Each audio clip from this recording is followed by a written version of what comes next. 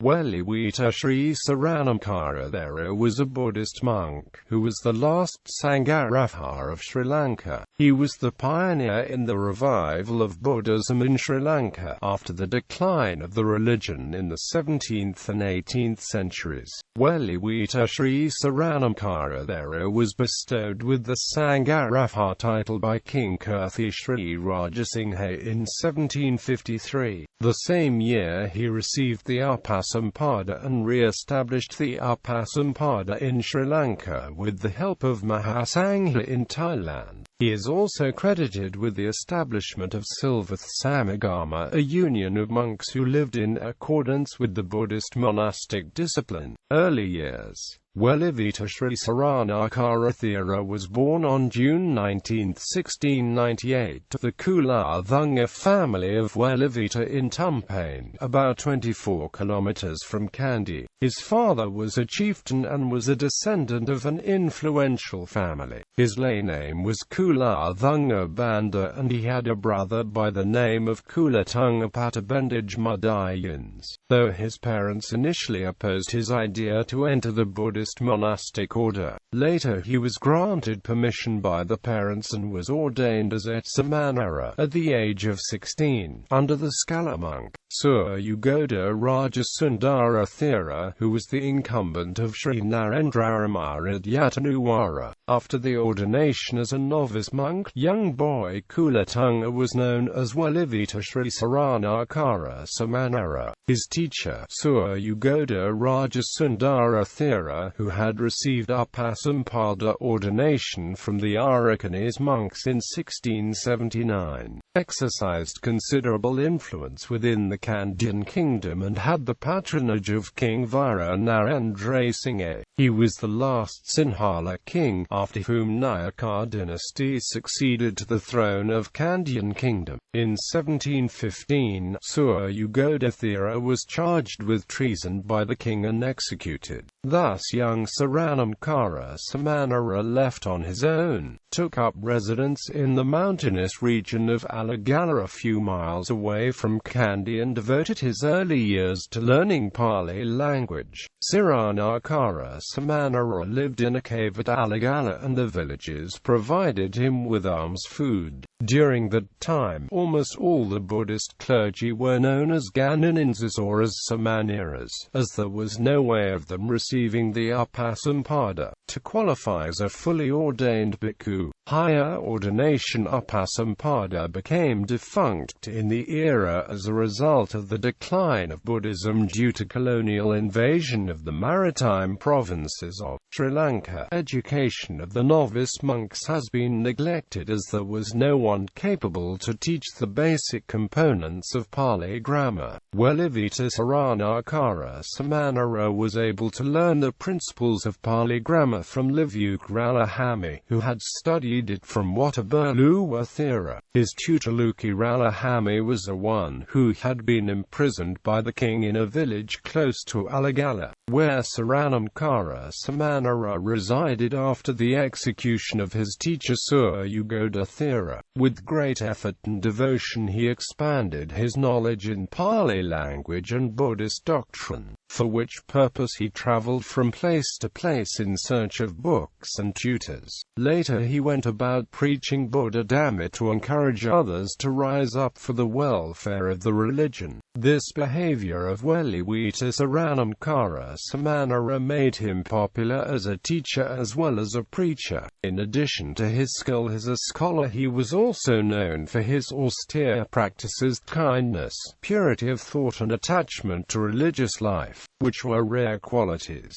His habit to help the poor earned him the epithet Asarana Sarana, the one who helps the helpless. Although the Buddhist clergy known as Ganinensha were living like laymen and forgotten the sacred calling, they were getting their alms to the temples regularly. The young Saranankara Samanera, as an objection against the manner in which Ganinenses lived in the Thero, refused to accept the food that brought to the temples, and led an exemplary life of real priesthood. He depended for his sustenance on the ancient practice of Buddhist monks known as pindapata, gathering one's food from house to house in his alms bowl.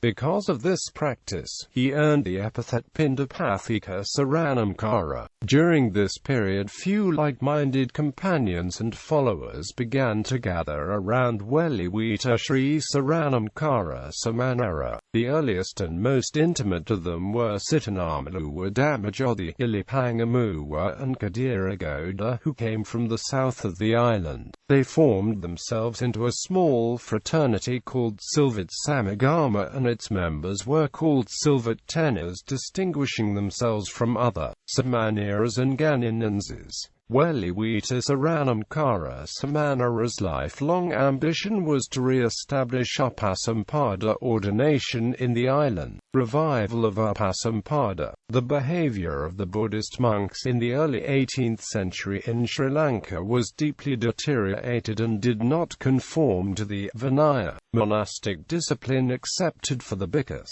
Most of them had close association with women and some had children by them. In view of their immoral behavior, they did not receive either the reverence or the honor of the laity, who ignominiously called them Ganai or Gana, who differed from the laity only by the yellow robe. At that point of time there were no erudite monks to deliver discourses to the laity, and it was very difficult to find 5 higher ordained Buddhist monks to offer a Sangharadana in the entire country. Ganinensha only read the Jatakapada to the laymen who assembled to hear the discourses on Dhamma. The main reason for the decline of Buddhism during this period was mainly due to the infiltration of Catholicism, which spread because of the tolerance of the kings, who gave a free hand to the missionaries to spread the faith. This decline further increased with the division of the Buddhist monks into 2 groups as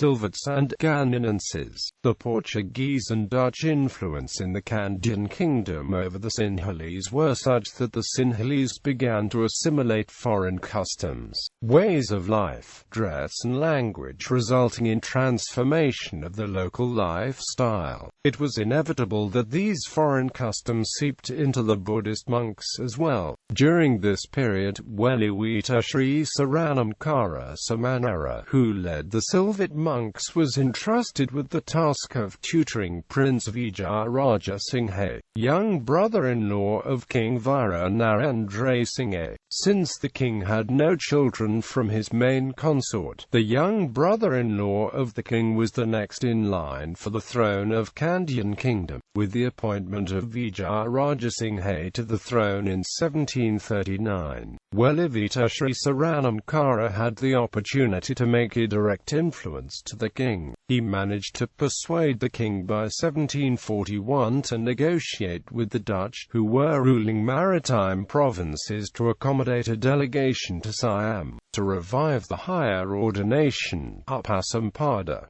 The king got the assistance of the Dutch to send a delegation to Siam, which was unsuccessful. Several members of the delegation died when the ship they traveled sank on the way, while the survivors returned to Sri Lanka. A second delegation, which was dispatched in 1745, led by one of the survivors of the first delegation, successfully reached Siam, but could not conclude the negotiations due to the untimely death of the king Vijaya Rajasinghe. The king of Siam was reluctant to send Siamese monks to revive the monastic lineage of Sri Lanka without knowing what the attitude of the new king would be in this matter. After the demise of King Vijaya Rajasinghe in 1747, Kirthi Sri Rajasinghe was appointed as the king of Kandyan kingdom. The reign of King Kirthi Sri Rajasinghe brought a new energy to the revival of Buddhism in Sri Lanka. Weliwita Sri Saranankara Samanera extended his fullest cooperation to the new king, who depended on him for advice, guidance and inspiration. He urged the king to send a third embassy to Siam with the help of Dutch East India Company for the revival of Upasampada. The third delegation, which left Kandy in July 1751, made it to Trincomalee and left Sri Lanka's shores later in the same month. The mission was successful and the king of Siam Boromekhet accepted the request of King Kirthi Sri Rajasinghe and sent a delegation of 20, headed by Upali Mahathera, to Sri Lanka. 2 years later the delegation with Upali Thera was able to set sail back to Sri Lanka and reached Trincomalee in May 1753 after leaving Siam in January 1753. The delegation, which was headed by Upali Thera, composed of higher ordained Siamese monks who entered Kandy in June 1753, appointed Sangharaja, at the age of 55 years. Weliwita Sri Saranankara Samanara received the Upasampada and qualified as a higher ordained monk on the Salipaya in 1753 at the Malwatu Mahavira. King Kirthi Sri Rajasinghe and his ministers proceeded to Malwatu Vira and presented Weliwita Sri Saranankara Thero with the insignia of the office of Sangharaja in a grand assembly of Buddhist monks.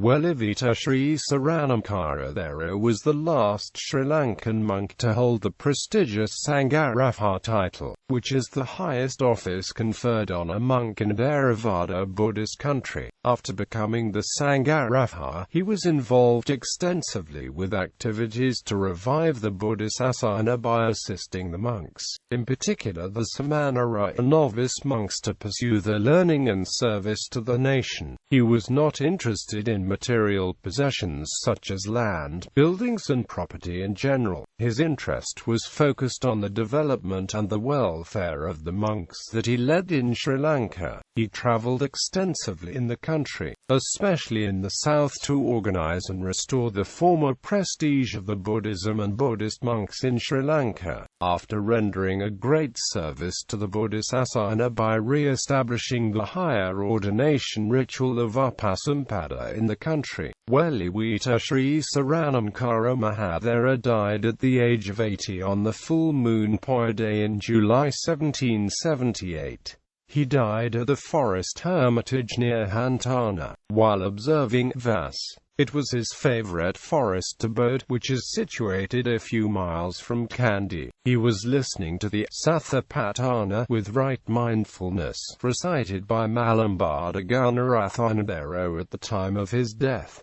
Literary works. The activities of Weliwita Sri Saranankara Thero led to the re-establishment of Upasampada and restored the purity of the Buddhism in the country. In addition to that, his leadership and influence also brought a literary revival as a result of the impetus given by him to the education of Pali language and Buddha's teachings. Weliwita Sri Saranankara Thero compiled many important religious literary works, and several other pupils of Weliwita Sri Saranankara Thero also composed many literary works. The books such as the Munigun Alankara, a Sinhalese poem in praise of Buddha, the Sarada Sangraha, a treatise on various doctrinal teachings of Buddhist philosophy, and Upasampada Alankara, a Pali poem on the life of Bodhisattva from the times of Dipankara Buddha up to his enlightenment, are some examples for his religious literary work. The Madhurada Prakasini, which is a Sinhalese commentarial paraphrase to the Pali Mahalbodhivamsa, and the Rupamala, a work on Pali grammar, are also his literary creations.